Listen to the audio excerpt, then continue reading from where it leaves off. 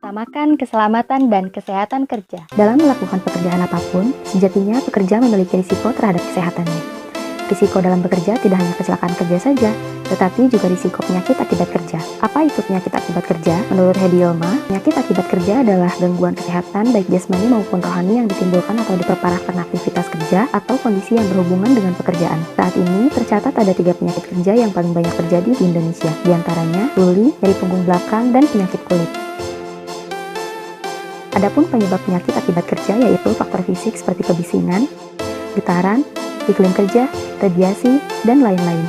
Kemudian ada faktor kimia seperti debu, uap, gas, larutan, partikel nano, dan lain-lain. Berikutnya yaitu faktor biologi seperti bakteri, virus, jamur, dan lain-lain. Lalu ada faktor ergonomi seperti desain tempat kerja, posisi kerja, gerak repetitif, dan lain-lain. Yang terakhir ada faktor psikososial seperti beban kerja, hubungan interpersonal, kerja shift, dan lain-lain. Seperti yang kita ketahui sebelumnya, terdapat beberapa faktor risiko dalam kesehatan kerja, diantaranya faktor fisik, faktor kimia, faktor biologi, faktor ergonomi, dan faktor psikososial. Berikut adalah beberapa contoh penyakit berdasarkan faktor-faktornya. Pertama, ada penyakit akibat faktor fisik seperti ketulian akibat kebisingan, gangguan metabolisme akibat getaran, heat stroke akibat suhu yang terlalu tinggi, katarak akibat radiasi sinar elektromagnetik, konjungtivitas akibat sinar ultraviolet, voicing disease akibat suhu udara tinggi. Kedua, ada penyakit yang disebabkan faktor kimia sebagai akibat bahan kimia yang masuk ke dalam tubuh seperti iritasi, alergi, keracunan sistematik, kanker, sampai kerusakan janin. Ketiga, ada penyakit akibat faktor biologi yang disebabkan oleh virus seperti hepatitis, rabies, dan COVID-19.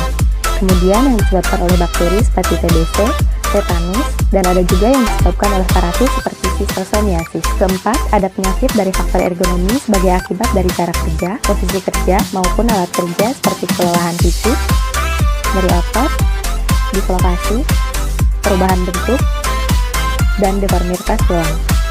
Kelima, ada penyakit dari faktor psikososial sebagai akibat organisasi kerja dan tipe kerja seperti stres, depresi, gangguan bipolar, gangguan kecemasan, dan stres pasca trauma.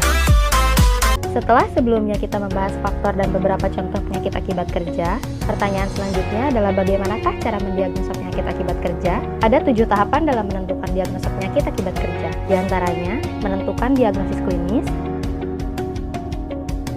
menentukan pajanan kerja mulai dari faktor fisik, biologi, kimia, ergonomi, sampai dengan psikososial, menentukan hubungan antara pajanan dengan hasil penyakit diagnosis klinis berdasarkan data dan bukti yang ada, menentukan besarnya pajanan baik secara kuantitatif maupun kualitatif,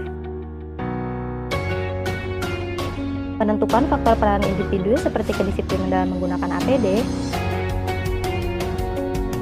menentukan faktor lain di luar pekerjaan seperti kebiasaan hidup yang salah, merokok, dan lain-lain. Dan yang terakhir, menentukan diagnosis penyakit akibat kerja dengan menunjukkan faktor yang menyebabkan penyakit tersebut. Banyak cara untuk mencegah penyakit akibat kerja, tapi secara umum ada 3 cara yang sering dilakukan, yaitu pencegahan primer, sekunder, dan tersier. Pencegahan primer meliputi membuat peraturan yang menyangkut penyakit akibat kerja, modifikasi alat kerja menjadi lebih aman, substitusi dengan mengganti alat dan bahan berbahaya, ventilasi, menyediakan dan memakai APD, pemeriksaan kesehatan sebelum kerja, dan yang terakhir pendidikan dan pelatihan K3 secara rutin. Pencegahan sekunder meliputi penyuluhan kesehatan untuk meningkatkan pengetahuan dan kehati-hatian pekerja, identifikasi zat berbahaya, pemeriksaan kesehatan berkala, surveillance penyakit akibat kerja agar dapat melakukan tindakan pengendalian yang efektif.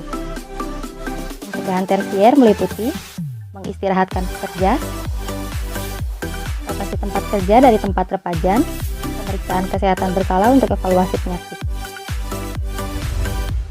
Mari kenali dan budayakan K3 bersama Warung K3.